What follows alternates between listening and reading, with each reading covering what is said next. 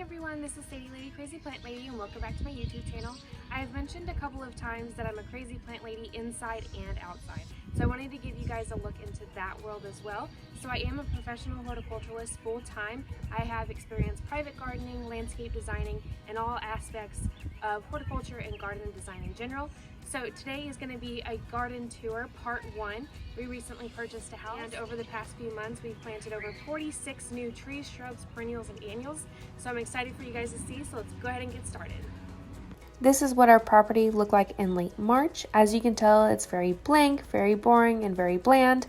Definitely not up to the standards of Sadie Lady Crazy Plant Lady, that is for sure, but it definitely has wonderful potential. It has 2 very large silver maples in the front yard, providing the perfect spot for a perennial shade garden. And this is what we started to install on May 4th. And it will definitely act as our foundation for the rest of our garden, and we will continue to add specimens as we collect them through the months and years to come. Since our original installation of the shade garden, we have added a few shrubs in the front yard as well, and then I also brought out some of the houseplants and put them on the front porch area. Being the crazy plant lady that I am, I have a lot of really bizarre goals for this front shade garden. Number 1 being I want to be that weird neighbor that's constantly planting something. My second goal for the garden is to get rid of the majority of this lawn/weed collection that we have and create a wonderful shade garden oasis. All of the plant material that you guys will see throughout this video all came from Udell Botanical Gardens or Friends of Udell, and that is also where I'm the garden and arboretum manager, and it's where I get a lot of my garden inspiration. Having started working at Udell Botanical Gardens right after I graduated from university 3 years ago, I've definitely seen a change in my taste of plants and my overall plant palette. When I was in college, I did a lot of designing with boxwoods and hostas and a lot of your typical landscape material. But since being at Udell, I've been exposed to a large variety of weird plant specimens, and you will definitely see that reflected in my taste in my new home garden. So I hope you guys enjoy this Sadie Lady Crazy Plant Lady garden tour, and let's go ahead and get started with our first specimen. The first plants we're going to look at are these 3 Hydrangea quercifolia Snowflake cultivars, and these are planted along the foundation. They will get about 5 feet by 5 feet wide and tall, and they have these really beautiful oak-shaped leaves, hence the name quercifolia, with a very beautiful silver back as well. These specimens do have a couple of blooms starting on them, and the flowers that you see typically for hydrangeas, the white flowers that you can see on the bottom of that bloom, are actually sterile, which is super cool and absolutely fascinating about this plant. So the interior flowers, which are very nondescript and very boring, are actually the ones undergoing the process of pollination and fertilization in order to produce seeds. That being so, the exterior flowers are mostly there to attract pollinators. Here is the photo that they used on the website as the selling icon of this plant, and this is actually me holding the bloom when I was an apprentice in 2017. This photo made me so absolutely happy when I saw it that I had to add them to my collection. The next plant on our tour is Hosta Sweetheart. This particular specimen was divided off the mother plant at Udell, and it is absolutely adorable. It has much smaller leaves, and it has a spreading growth habit. The cool thing about this plant is it has a silvery green foliage and great veination. Throughout this garden tour, you'll see this genus Epimedium come up quite often. It is probably in my top 10 favorites of shade perennials. This particular specimen is the cultivar Fire Dragon, and it gets its name from its beautiful blooms in the early spring, which are a combination of pink and yellow petals. It also has really beautiful chartreuse new growth in the early spring, which fades to a dark matte green. I love this genus due to its drought tolerance and small, compact growth habit. This next plant is Carex plantaginea, which is a fantastic Kentucky native ground cover sedge.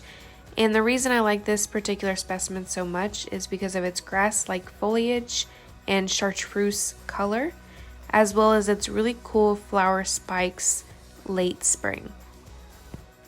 Being this plant has done so well so far, I definitely want to add it in other places in the garden.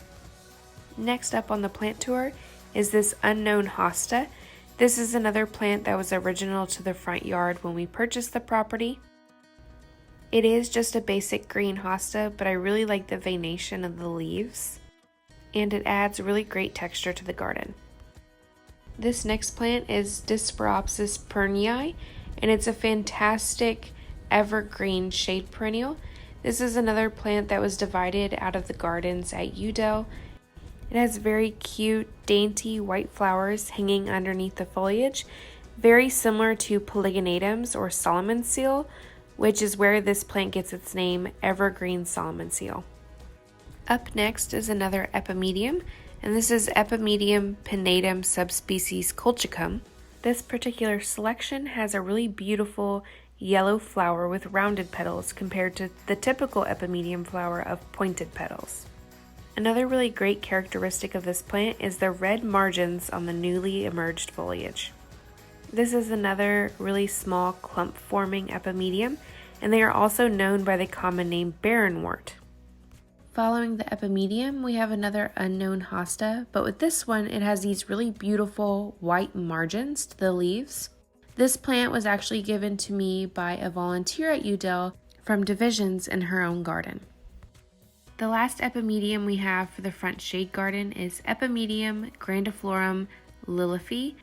This particular cultivar has a really cool asymmetrical leaf with the new foliage emerging in that bright chartreuse color, as well as these really beautiful red stems. This plant also has a really beautiful lavender bloom in the spring. Up next is this stunning Polygonatum odoratum Jinguji, and this is also known as the red legs Solomon's seal.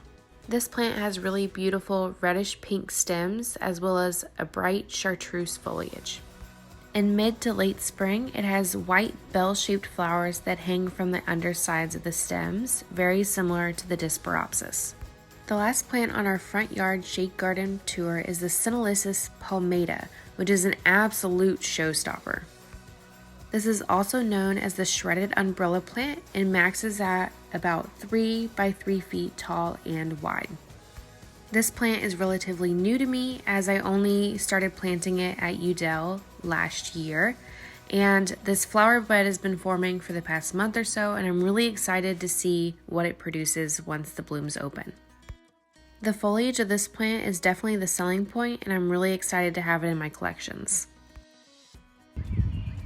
Alrighty, so thank you guys for watching. I really appreciate it. I hope you loved the plant tour. I know it's not a whole lot right now, but eventually I'll get more and more plants and the tours will just get longer and longer and more interesting.